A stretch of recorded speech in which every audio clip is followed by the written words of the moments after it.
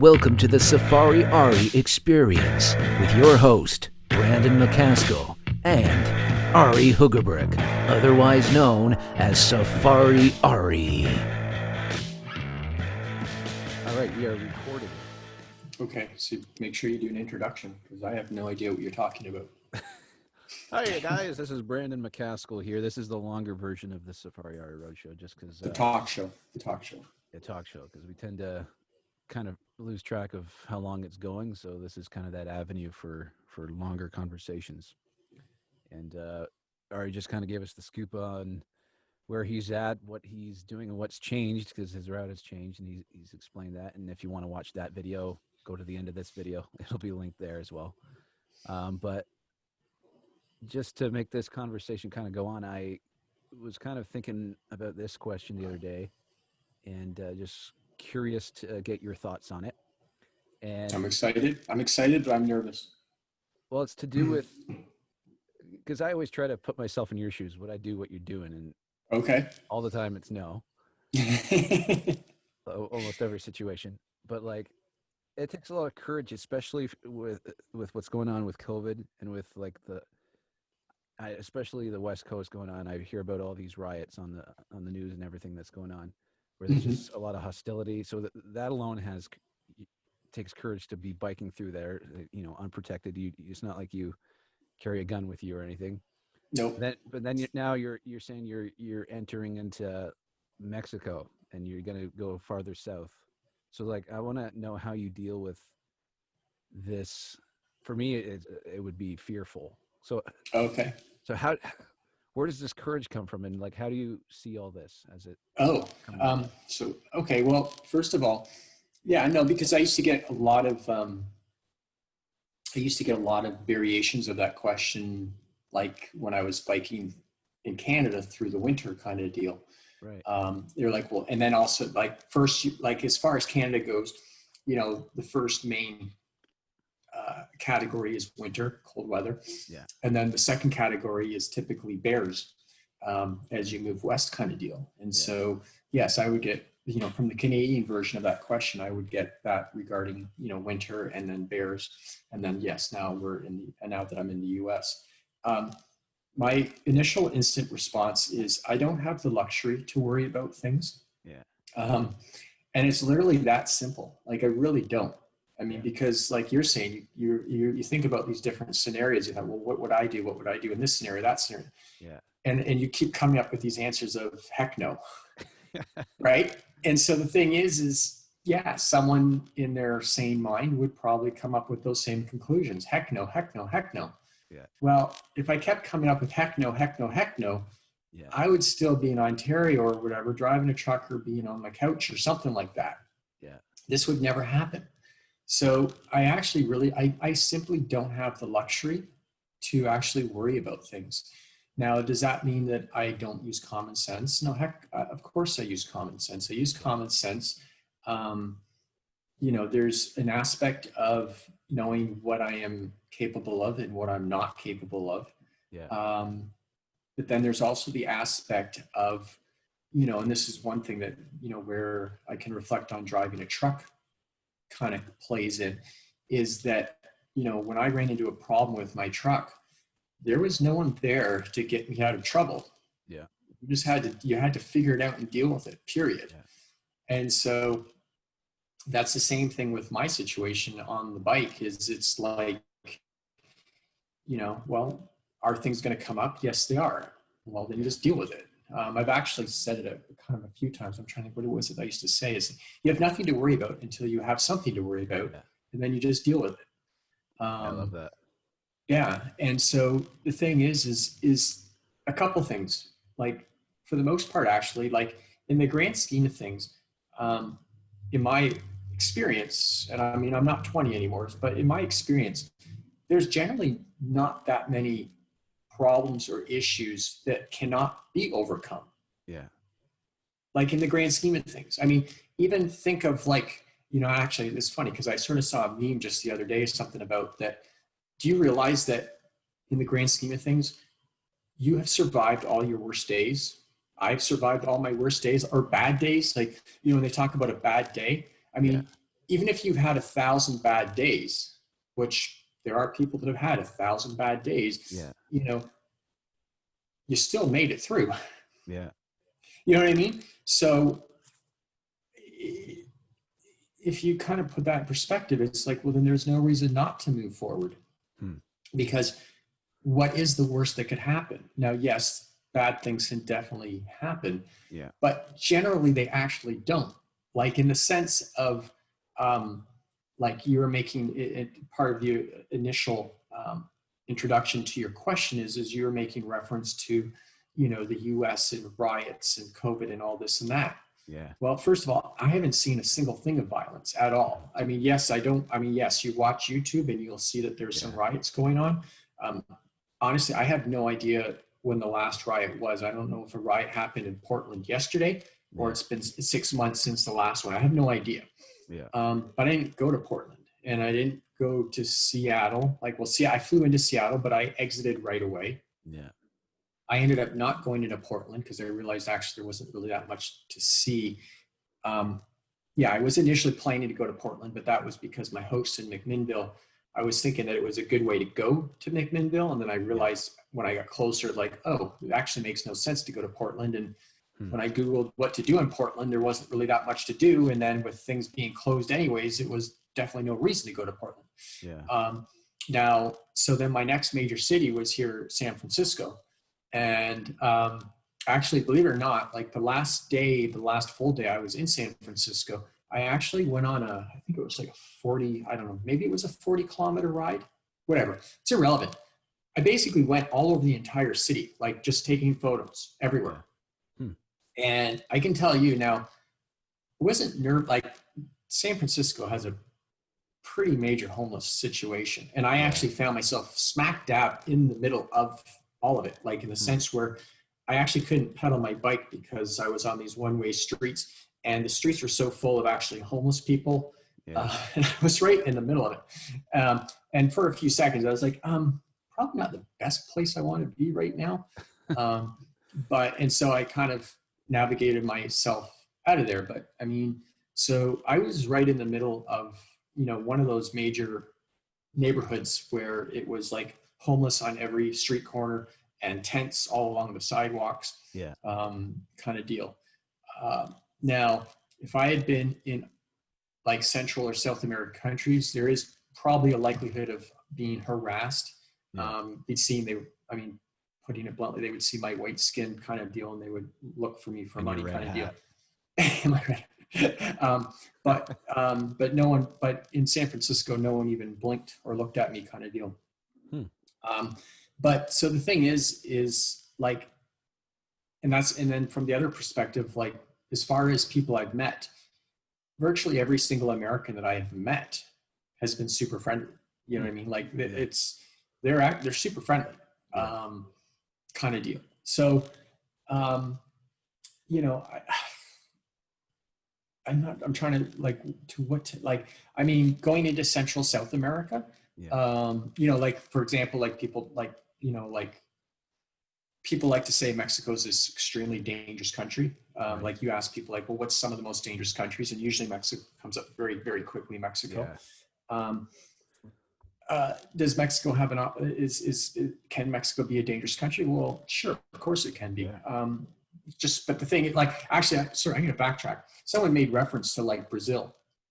I actually I had commented on this. Someone made reference to Brazil about how, you know, they saw that I was going to go into Brazil. So they're like, don't go into Brazil. It's the most dangerous country, and, you know, whatever kind of deal. And so I simply responded, well, it's like, well, okay, I follow like 30 different bike routes and I've yet to see a post where a cyclist was killed in Brazil.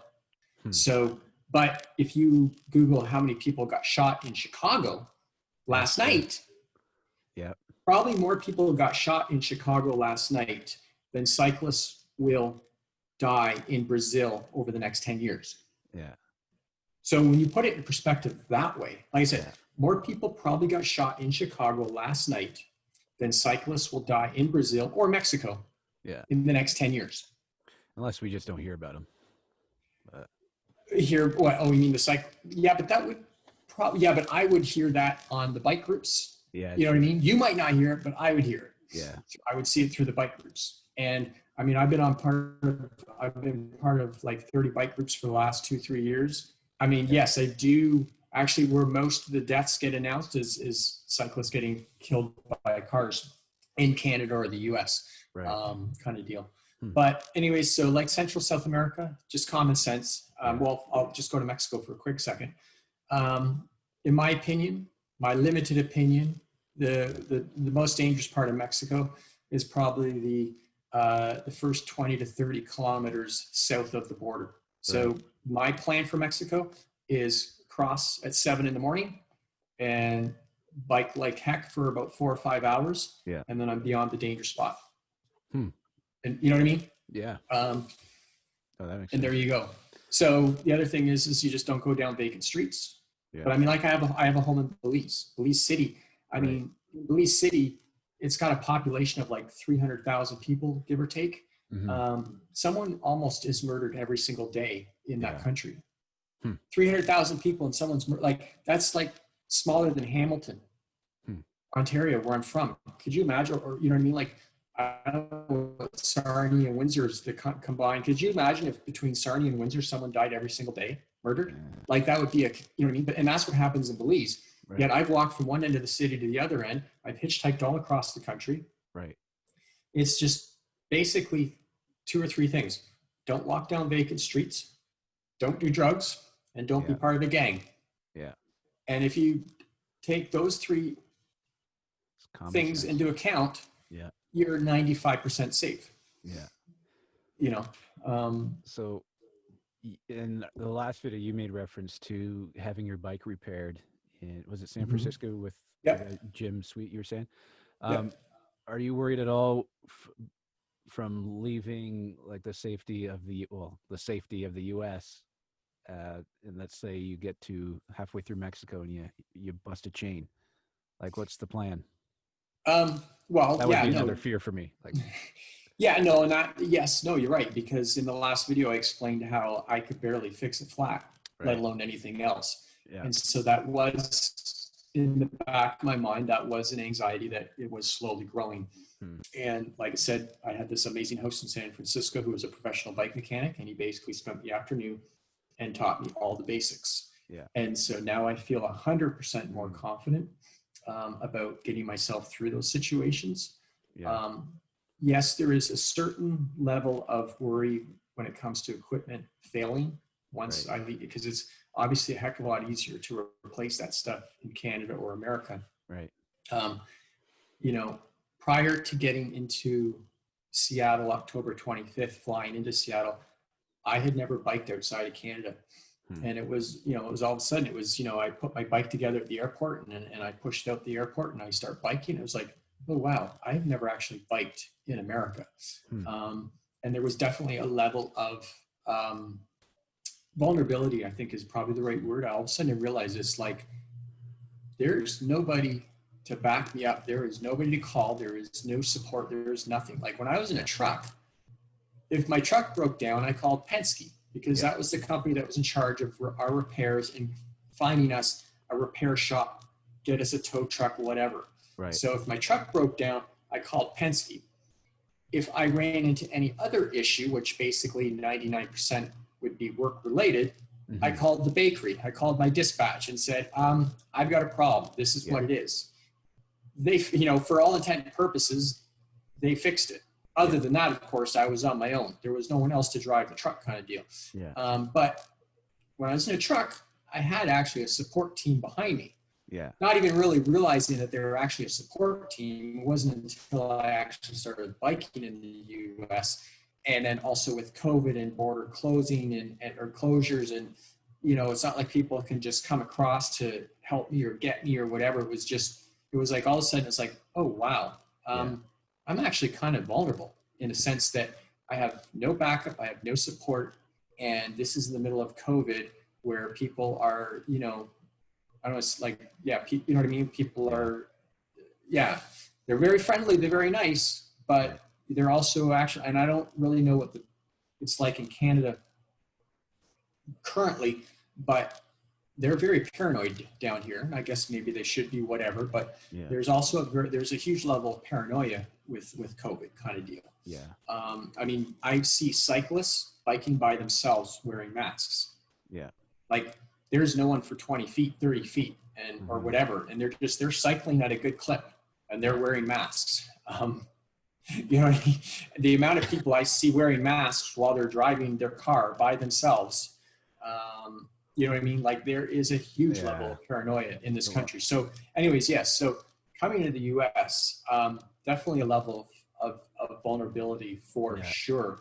And then, you know, the further south I get, the further away, you know, but then at the same time, there's also, you do build your confidence. It's like, oh, okay, I survived yesterday. That means I probably do pretty good today. Yeah. And yes, I have a huge, strong suspicion that when I cross into Mexico, it will take it up another notch because not only am I not in Canada or America, but now the language has changed. Yeah. And it will be a completely different culture. Yeah. Now, I mean, like everything and anything, I will deal with it, get used to it, whatever, adapt. Yeah. And I suspect that once I've kind of adapted to that environment, moving forward, I think for the most part, you know, it'll just become day to day. Like, you know, I mean, from Mexico to Guatemala, you know, is there going to be a really big difference? Spanish to Spanish, you know, common sense is common sense kind of deal. I know when I get into Belize, I know I will be ecstatic when I get to Belize. Right. Like for me, Belize is home. Yeah. I love Belize. I've actually been there where being in Belize, I've traveled around to Guatemala here and there. Right. And that sense of just getting home is actually really cool. I mean, most people have experienced that. Just to get home is actually a really cool feeling. And for me, so yeah, getting into Belize, I will be ecstatic. I'll be ecstatic when I actually get to Belize, but then of course eventually I have to leave and move forward or whatever. But yeah, no, it's, I mean, I follow the Facebook groups for biking, and you know, there's a lot of questions about fearfulness of this or that. You know, you just, like I said, in the grand scheme of things, I simply just don't have the luxury to worry about these things, because if I start making that list, adding that list up, it will get very, very long, very, very quickly. Yeah, I guess my question was like, where is the line between like the healthy fear and the fear that stops you from doing anything productive? That's a good question, because, you know, and I think in a way that's a helpful question for maybe people listening, because I mean, yes, perhaps I'm a little bit on the extreme when it comes to regular folk as far as what they're willing to push and what they're not. That being said, I mean, you just have to go on the internet and you'll see that there are people that take it even tenfold extreme than what I do. Yeah. Like in the one sense, like honestly, I think I'm pretty tame and passive. Yeah. You know what I mean? Like honestly, there's way more extreme that I don't even touch. And I think that, so kind of being, you know, reflecting on your question, you know, I think actually that line, wherever that line is, regardless of who is listening or watching, I think you can actually push that line way further than you think. I think this is up here, our mind. It can really mess with what our potential is. I mean, we all have baggage, and that baggage typically, I mean, baggage is heavy. Yeah. You know, so you see the people walking through the airport with their baggage, it's heavy. Yeah. Well, we have a lot of baggage up here. Yeah. And that baggage can really hold us back in life in many, many, many different avenues. Now, some of us are a little bit more wired differently than others. Some of us obviously have a broader experience of, or a broader level of experiences, or, you know, whatever given in life, whatever. Yeah. I mean, I would simply say that like I said, yeah, whatever that line is, we can actually push it probably way more than we think.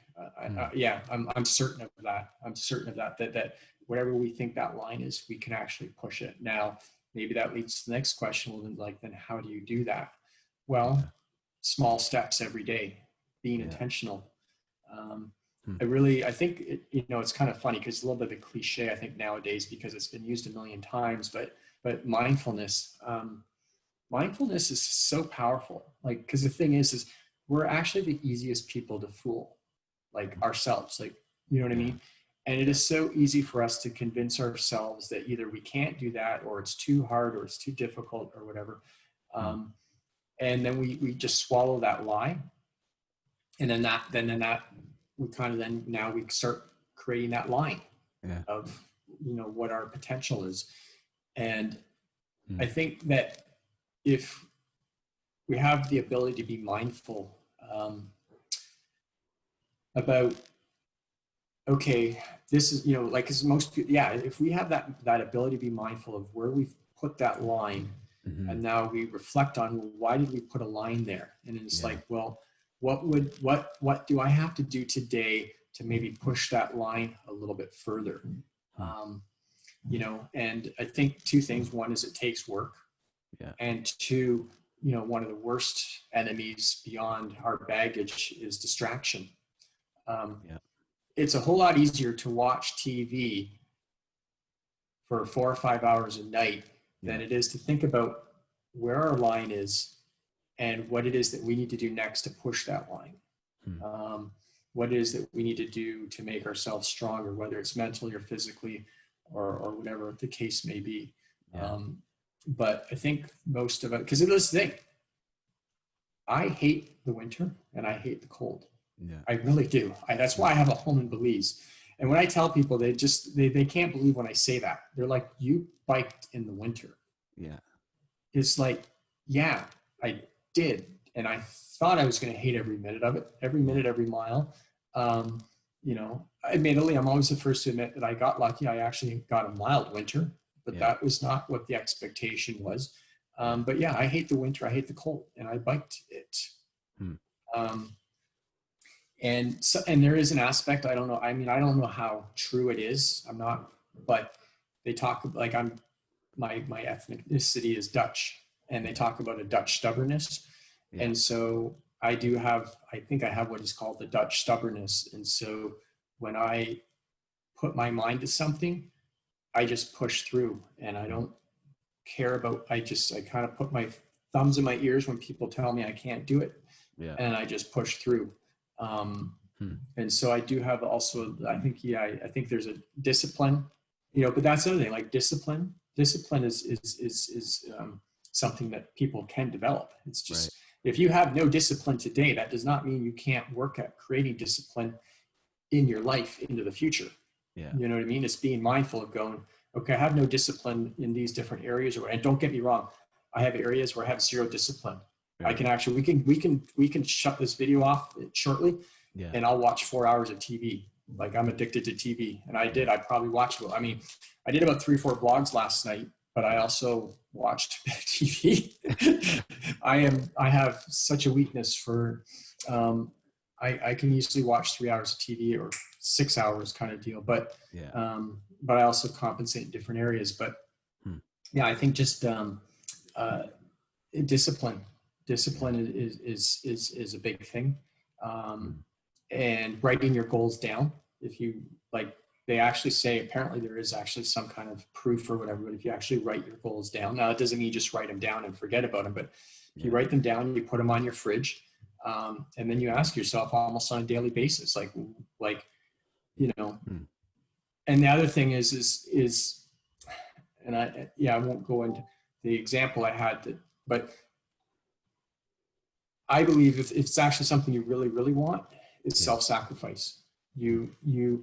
Nothing, in my opinion, nothing is going to happen in regards to your goals if there's not some form of self-sacrifice. Like, for example, this bike ride, I did not drive a car for over 10 years because when the goal of this bike ride came into reality, virtually every choice, lifestyle decision, whatever, revolved around, does this bring me one step closer to this bike ride or one step further? Right. And so I did not drive a car for over 10 years. Now what did that mean? That meant sometimes when I got home in the truck, I'd get to the bakery at like midnight or later. And then I'm biking my bike 20 kilometers to home at 1, 2 o'clock in the morning, sometimes in the rain, sometimes in the pouring rain. And that's the thing. Like, so I'm in my 40s. I'm riding a bicycle at 1 o'clock in the morning in the rain or in the snow in the winter, whatever. Yeah. Now, when you're in the middle of that situation, trust me, you're standing there going, what the hell did I do in my life to make choices and decisions to be a 40-year-old who is riding his bicycle at 1 o'clock in the morning in the rain or the snow? Yeah. You're like, but then it's like, oh, that's right. I'm doing this to bring me one step closer to this bike ride. Yeah. And I can get, and because I'm doing that for this bike ride, I can easily get through this today. Because if I can get through this today in this moment, going biking at 1 o'clock in the morning in the rain or the snow, then this, to me, it's what's the word I'm looking for? To me, it's telling me that this ride is going to happen because I'm willing to sacrifice whatever it takes. Right.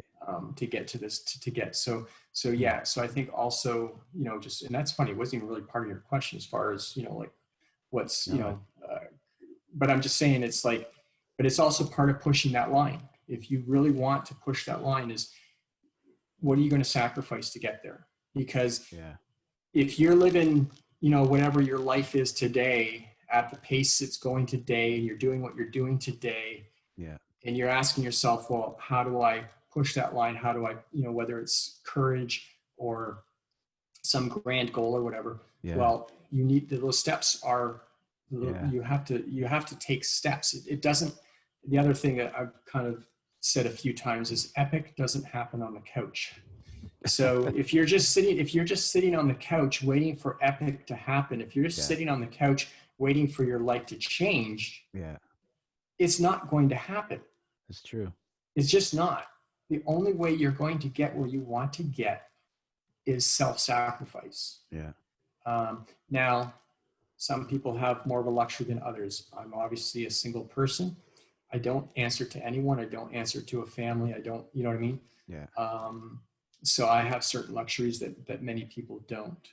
But it's also been said we all have the same 24 hours in a day. It's true. So I was just thinking about like so many people, especially, with the new year coming, people making resolutions. And I think a lot of people fail is, like you're saying, like they don't do it day by day. It's not the small, like for some reason they see the end goal, but they're not willing to be. Okay. Well, then in response to what you're saying, you're right. Because I guess actually it's funny how you brought this topic up and then you brought it around to New Year's resolutions. I'm not really a New Year's resolution person, but two things that I would maybe add to that is one, small steps. For example, let's just use a classic cliche of smoking, or diet. Okay, starting Monday, my life looks like this. Chances are you're going to fail. It's too big. So for example, okay, like smoking is pretty simple. Either you smoke or you don't. Let's use diet, for example. There are probably 1,000 little steps you can take in the sense of, okay, I'm going to take chips out of my diet, for example. If you eat chips every day, I'm going to take chips out of I'm not going to take cookies out of my diet. I'm not going to take soft drink out of my diet, but I'm going to take chips. Well, that's one step. And you do that for 6 weeks, and all of a sudden you realize, oh, you know what? I don't really miss chips. Okay. I do notice I'm going to take cookies out of my diet. You're not going to take the soft drink. You're not going to take whatever, the other processed foods. You're not going to take sugar, but you went from chips for 6 weeks and now you're cookies for 6 weeks. Okay. So small steps. I'm not going to run a marathon every day, but I'm going to start walking around the block Yeah. every day. And then in 3 or 4 weeks, I'm going to start walking around the block, or going to walk 2 blocks. Yeah. You know what I mean? And then 6 weeks, I'm going to walk 3 blocks. You know what I mean? Step by So step. yeah, if you think, oh, I'm going to walk from one end of the city to the other end. Yeah. And I guess, no, you're not. You're well, how's the saying go? I'm going to probably fumble as I try to remember. Like something to the effect of like a good plan that works is better than the best plan that doesn't, kind of deal. Yeah. Kind of, it's something to that effect. I forget exactly how it went, but it's like, like just small steps. And if you have to document like on a chart or whatever, Excel spreadsheet, Yeah. to kind of schedule whatever you got to do, figure out, what does this look like if it was easy? Yeah. You know what I mean? Creating the habit too, right? And habits don't form in an instant. Yes. No. So just small steps. And that sort of goes back to the line of, the comfort line of adventure or risk is you're incrementally, slowly pushing that line a little bit further and further and further. Yeah. And then all of a sudden, because that's the thing is the other way, and I'm trying to think of, I have all these concepts in my head, but then when I want to articulate them, it's like I forget how I read them. But there's the other thing is we tend to overestimate what we can do in a day, but we underestimate what we can accomplish in a year, kind of deal. Yeah. So we think we can get X amount done in a day, and all of a sudden we realize X amount of days into it, we're failing miserably, and then we give up. Yeah. But if we just took these incremental steps, these small steps in a day, at the end of the year, all of a sudden we're a completely different transformed person. Yeah. That we did not. Yeah. So instead of if you take your small steps every day, by the end of the year, chances are you will, whatever your goal, whatever your dream, whatever. Now that being said, there is also an aspect of, where we're talking about like small steps. Yeah. There's also an aspect where, in regards to say epic doesn't happen on the couch.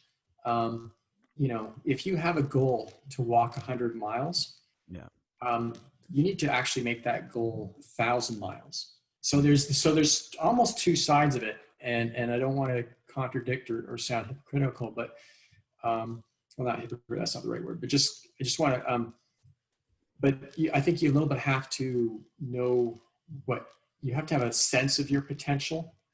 But yeah, because it's like I was saying earlier, it's like little steps. Yeah. But then at the same time, if you want major change, like if you literally want your life to change, then like I said, if your plan was to walk 100 miles, then you didn't need to make that 1,000 or 10,000. You need to go 10 to 100 times more. Yeah. Now, if you've never done 10 to 100 times more in your life, you probably shouldn't maybe do that in the beginning. You know what I mean? You should probably exercise those muscles a little bit. Yeah. And just get a better sense of who you are. Like if you're the type of person, and that's the thing, once again, we're the easiest people to fool. If you're the type of person that quits easily and quickly, probably don't make the goal 10 times bigger. Yeah. You know what I mean? Now, if you have a history of accomplishing stuff and getting stuff done, if you know how to, what's the word? If you know how to apply yourself, then make the goal 10-fold. Make the goal 100-fold. Because that's the other thing is also it's, if I'm trying to think of how to also, it's like if I said, if you accomplish whatever, I'll send you a plane ticket to Cleveland, Ohio. Yeah. Or if I say, hey, if you accomplish whatever, there's free tickets to San Francisco. You know what I mean? Like, how excited are you going to be to go to Cleveland? Yeah. But if I say San Francisco or whatever, like California coast, sorry, Cleveland. You know what I mean? Or wherever, you know what I mean? Or Cancun. Yeah. You know what I mean? Or Italy. Yeah. It's like that carrot. If the carrot, if it's a little bit nicer, juicier, whatever, then you might be a little bit more motivated to go to some exotic place than Cleveland, Ohio. Yeah. Kind of deal. Oh, man. Well, this is very inspiring, man. I'm going to start a diet this Monday. Well, for the record, my diet sucks.